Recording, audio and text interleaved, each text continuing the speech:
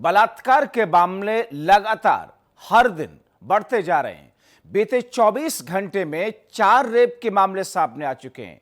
कुछ मामले तो ऐसे जिनमें हैवानियत की हदें पार हो गई। 3 साल की मासूम बच्ची के साथ भी दरिंदगी की गई, यानी कि शहर शहर शैतान घूम रहे हैं।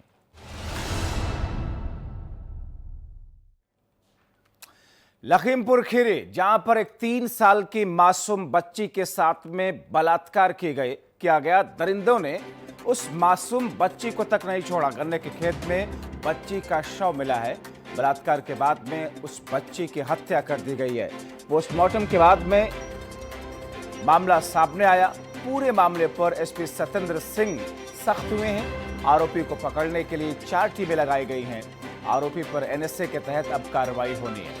तो बलात्कार की घटनाएं जो कि लगातार बढ़ रही हैं, यहां तक कि मासूम बच्चियों को भी दरिंदे बख्श नहीं रहे। एक 3 साल की मासूम बच्ची जिसके साथ में दरिंदगी के इंतहा को पार करते हुए उत्तर प्रदेश के लखीमपुर खीरी में उसकी हत्या भी कर दी गई। हालांकि बाद में उस बच्ची का शव गन्ने के खेत में मिला। उसके बाद में इलाके में हड़कंप मच गया। पुलिस की टीमें दरिंदे तक पहुंचने की कोशिश कर रही हैं। कुछ ऐसे ही खबर उत्तर प्रदेश के कौशांबी से, जहां पर एक किशोरी के साथ में रेप के बाद हत्या की गई है। गांव के ही एक युवक ने वारदात को अंजाम दिया है। पुलिस ने आरोपी युवक को गिरफ्तार कर लिया है। पुलिस को देख करके आरोपी भाग रहा था। आरोपी के पैर में गोली लगी। गांव छोड़ने की फिराक में था आरोपी। तो कुछ इस तरीके से बलात्कार की घटना और सामने आई, जहां पर गांव के ही एक शख्स ने एक युवती के साथ में दरिंदगी के इंतहा पार की। हालांकि वो शख्स जब फरार होने की कोशिश कर रहा था, पुलिस ने उसे दबोचने की जाल बिछाई। यहां तक कि उसके पैर में गोली भी लगी। अब गिरफ्त में है पुलिस के वो शख्स। खबर अयोध्या से, जहां पर प्राइवेट बस कंडक्टर पर गैंग रेप का आरोप लगा है। उत्तर प्रदेश का अयोध्या का शहर, जहां पर एक बस कंडक्टर के ऊपर में बलात्कार का आरोप लगा है। युवती ने कंडक्टर और उसके 3 साथियों पर बलात्कार का आरोप लगाया है। दरअसल लुधियाना जाने के लिए अकेली निकली थी पीड़िता। पुलिस ने 2 लोगों को गिरफ्तार करके अपने कब्जे में लिया। प्राइवेट बस कोतवाली नगर के बस स्टैंड का यह पूरा मामला बताया जा रहा है। तो अयोध्या का कोतवाली नगर का बस स्टैंड, जहां पे यह मामला हुआ। 20 वर्षीय युवती द्वारा आरोप लगाया गया है कि उसके साथ में रात्रि में एक बस के कंडक्टर व उसके साथी खलासी द्वारा रेप किया गया है। इस सूचना पर तत्काल थाना कोतवाली नगर में अभियोग पंजीकृत किया गया है और आरोपी युवकों को गिरफ्तार करके जेल भेजा गया है तथा पीड़िता का डॉक्टरी परीक्षण कराया गया है। इस संबंध में सभी विवेचनात्मक कार्रवाई शीघ्र से की जा रही है। उधर आगरा से खबर, जहां पर एक नाबालिग लड़की से गैंग रेप की घटना सामने आई। पीड़िता का आरोप है कि पड़ोसी महिला उसे शादी समारोह में ले जाने के बहाने अपने साथ ले गई, जहां 3 से 4 दरिंदों ने उसके साथ में गैंग रेप की वारदात को अंजाम दिया। पीड़िता का आरोप है कि उसने मामले की शिकायत थाने में की, लेकिन कोई कार्रवाई नहीं हुई। ऐसे में पीड़िता की पुलिस के आला अधिकारियों के साथ में मदद के गुहार के लगाने के बाद में अब पुलिस एक्शन में है।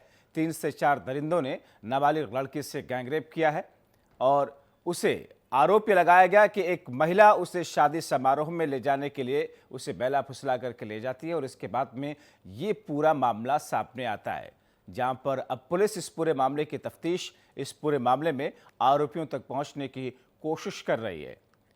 करीब 4 ऐसे लोग थे जो कि इस जघन्य अपराध में शामिल थे। 3 से 4 लोगों के ऊपर में ये आरोप लगा है गैंग रेप के इस आरोप में। हालांकि पुलिस के पास अभी कहने के लिए कुछ नहीं। इस बीच में तफ्तीश की प्रक्रिया को पुलिस अपनी आगे बढ़ा रही है। ये पूरा मामला उस वक्त हुआ जब एक शादी समारोह में एक युवती को लेकर के एक महिला पहुंचती है और इसके बाद में उसके साथ ये जघन्य अपराध किया जाता है। तो उत्तर प्रदेश के अलग अलग शहरों से, उत्तर प्रदेश के अलग अलग इलाकों से जिस तरीके से बलात्कार और रेप की घटनाएं सामने आई हैं, 24 घंटे में जिस तरीके से अलग अलग जगहों से ये पूरे मामले जघन्य अपराध के सामने आए हैं, पुलिस और प्रशासन के ऊपर इस वक्त सवाल भी खड़े हो रहे हैं, क्योंकि पुलिस और प्रशासन का इकबाल क्या इतना गिरता जा रहा है कि आए दिन बलात्कार, लूट, डकैती, अपहरण, इन तमाम ऐसे आपराधिक मामलों में पुलिस के ऊपर बीते कई महीनों से जिस तरीके से सवाल उठे, हालांकि अभी भी इन घटनाओं पर अंकुश लगाने के जो प्रयास हैं, उन प्रयासों में पुलिस कामयाब नहीं हो पा रही है। लेकिन इस घटना की अगर बात करें तो अभी तक पुलिस का कहना यह है कि अलग अलग जगहों पर टीमें तफ्तीश करने में लगी हुई हैं, छापेमारी कर रही हैं कि जिन लोगों पर आरोप लगे हैं या जो अपराधी हो सकते हैं उनके गिरबान तक पहुंच सके। हमारे सहयोगी प्रयागराज से सत्यप्रकाश हमारे साथ फोन लाइन के जरिए जुड़ रहे हैं। सत्यप्रकाश, शादी समारोह में ले जाने के लिए एक महिला उस युवती को ले जाती है और उसके बाद में ये पूरी वारदात होती है।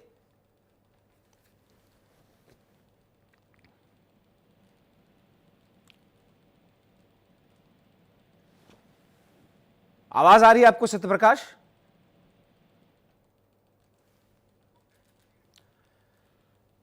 हालांकि अब ऐसे शैतानों का इलाज करने के लिए उत्तर प्रदेश की पुलिस और उत्तर प्रदेश का प्रशासन पूरे तौर पर तत्परता के साथ में वो तमाम महत्वपूर्ण कदम उठा रहा है जिसकी बातें की जा रही हैं। लेकिन इन महत्वपूर्ण कदमों के बीच में उसका जो असर होना चाहिए वो हो नहीं पाया।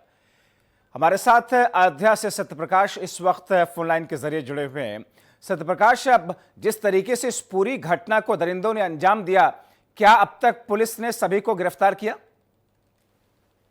अयोध्या में जिस प्रकार से जो घिनौना कृत्य सामने आया है, जो भी आरोपी हैं, तत्काल पुलिस ने इन सभी को हिरासत में ले लिया है। सभी के खिलाफ सख्त कार्रवाई की जा रही है। तो कहीं ना कहीं जो महिला का जो आरोप है, उस आरोप के तहत जो है सभी पर कार्रवाई की जा रही है, इसकी जांच की जा रही है। लगातार जो बस कंडक्टर है या बस को सभी को हिरासत में ले लिया गया है। तो कहीं ना कहीं जो ये कृत्य किया गया, ऐसा आगे ना हो सके, इसको लेकर पूरी तरह सख्ती से साथ पूरा प्रशासन निपटने के लिए तैयार है। इस हिसाब से वो पूरी कार्रवाई की जा रही है। जी चलिए, शुक्रिया सत्यप्रकाश इन तमाम जानकारी के लिए।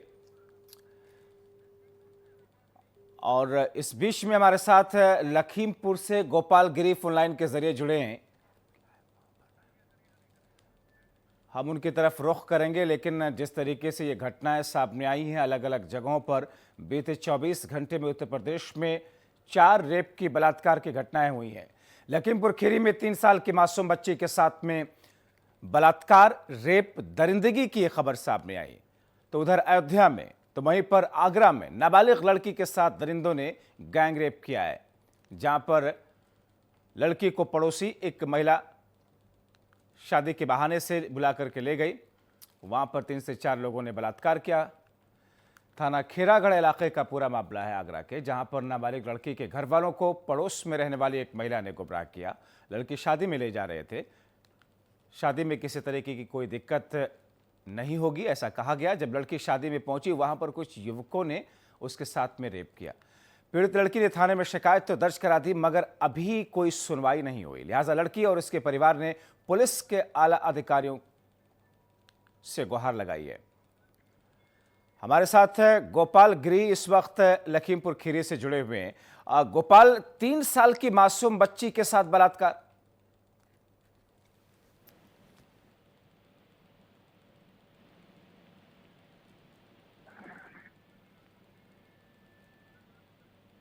गोपाल आपको आवाज आ रही है?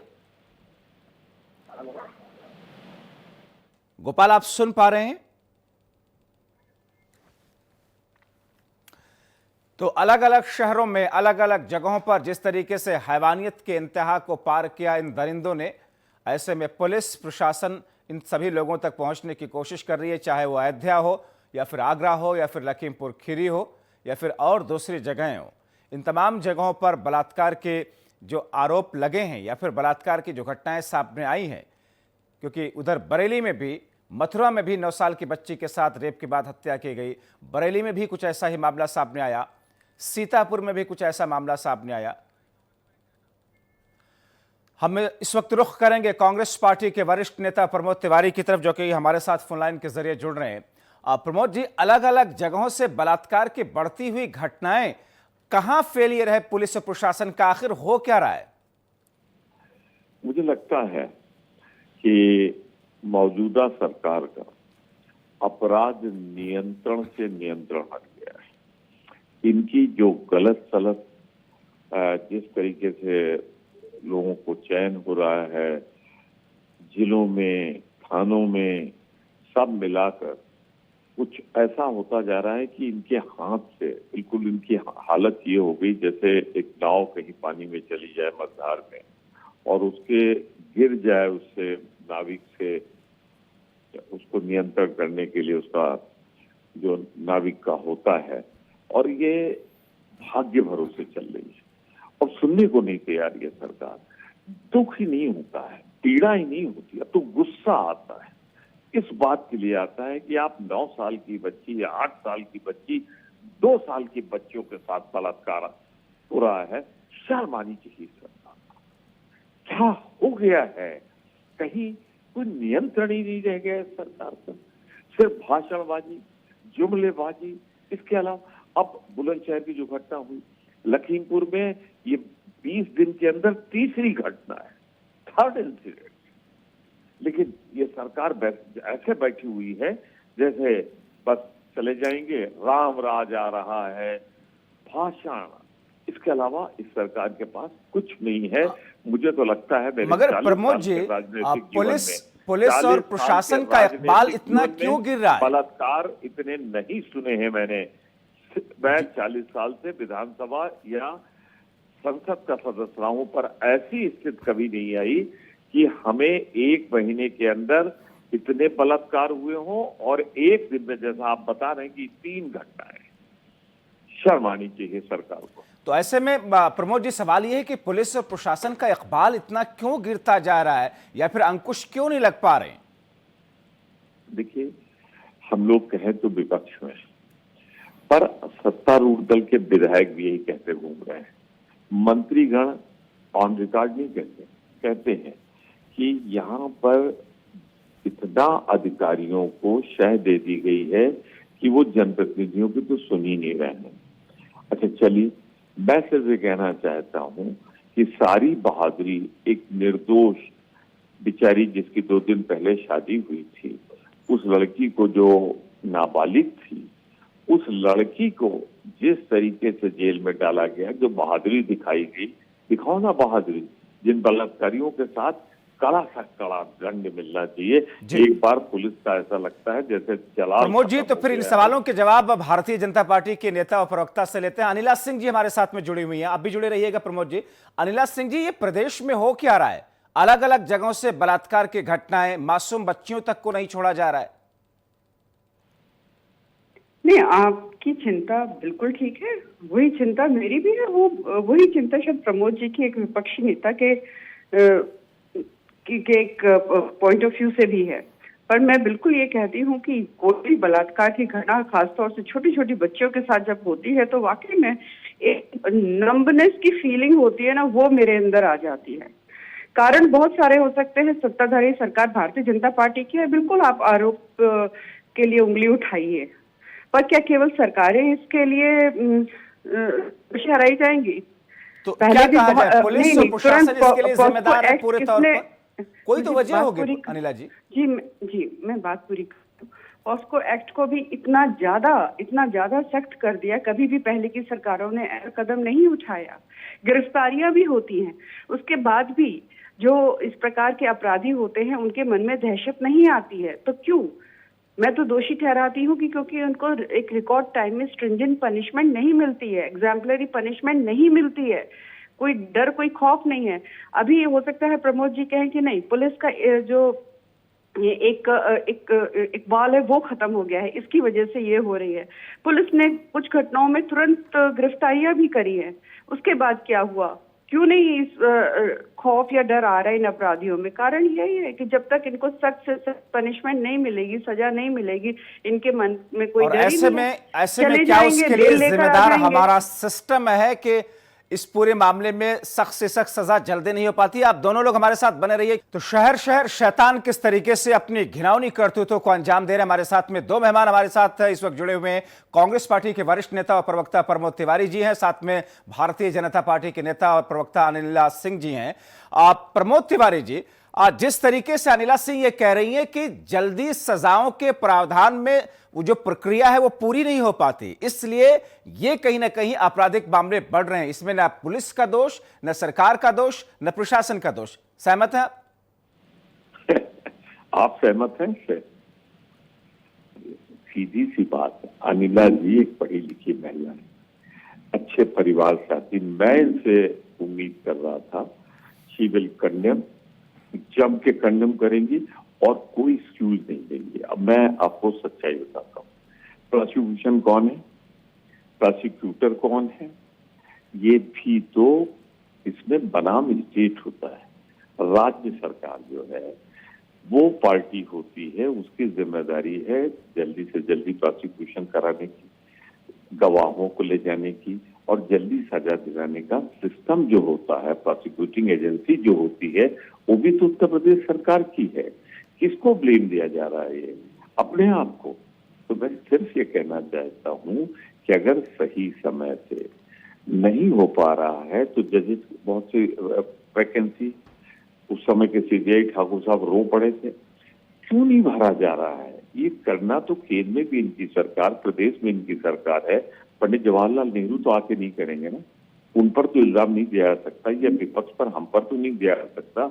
अगर ये विलंब हो रहा है, देरी हो रही है, क्यों नहीं फास्ट ट्रैक कोर्ट बनती कि जो मासूम बेटियों के साथ होगा उसके लिए हम अलग से। और ये मांग, ये बातें जमाने से कही जा रही हैं मगर वो सामने आ नहीं पा रही हैं। बहुत शुक्रिया प्रमोद तिवारी जी R9 टीवी के साथ जुड़ करके अपनी प्रतिक्रिया देने के लिए, और अनिला सिंह जी आपका भी